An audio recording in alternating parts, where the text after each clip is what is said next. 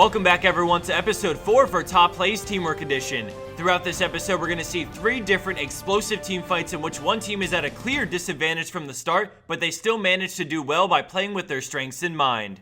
Our first play takes us into a close game with red team sieging mid when Aatrox engages from over the wall. The team fight erupts as blue team uses the bulk of their cooldowns right off the bat, but we see the 2 main carries Lissandra and Lucian slip out the back. At this point, almost all their tanks are dead, and Lissandra knows that Lucian needs that tanky disruptor to be able to do damage safely. Risking it all, she glacial paths in, straight into a ring of frost to hold them down as Lucian sprays into the enemy team, and then she chains that into a frozen tome on herself to further lock them down. Unable to sidestep any of his ultimate thanks to the control Lissandra provided in this fight, the enemy team gets melted down into a very manageable 1v3 for Lucian. By synergizing champions, they were able to cover for each other's weaknesses while amplifying their strengths at the same time, making this turnaround 2v5 result in an ace on the enemy team.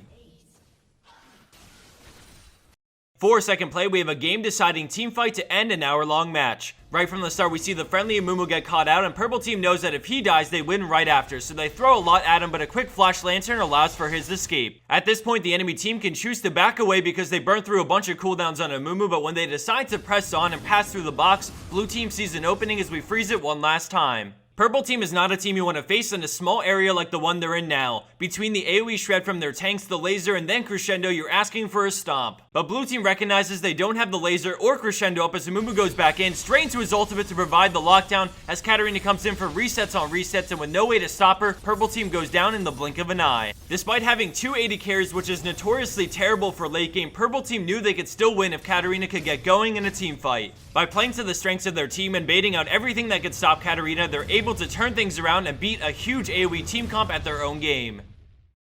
And for our third and final play, we're going to dive into an extremely close high-low matchup, and with the golden tower so even, both teams are looking for the opportunity to start this snowball. As blue team returns damage to Nasus, the enemy Jace moves in and lines up a brilliant shockwave from downtown, sniping Fiddlesticks as his team immediately turns to do Baron with a 5v4 advantage. At this crucial point in the game, Baron means everything. With the buff, either team can start to group to siege towers, and with no wards or anyone near the Baron pit, blue team has to give it up to the enemy team. As they finish Baron off, we're going to see them group and head to mid lane to begin the push, but a ward spots them moving together as Orianna sees an opening to send her ball in, and we freeze it.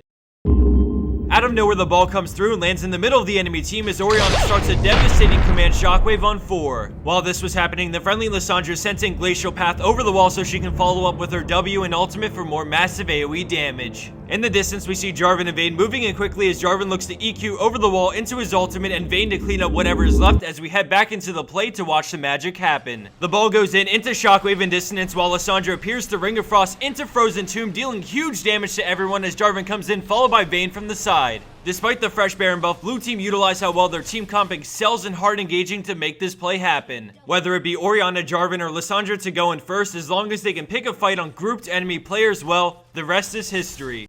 Thanks everyone for watching this episode of our Top Plays Teamwork Edition. As always, submit your teamwork-oriented plays to us via our website for a chance to be featured in an upcoming teamwork video.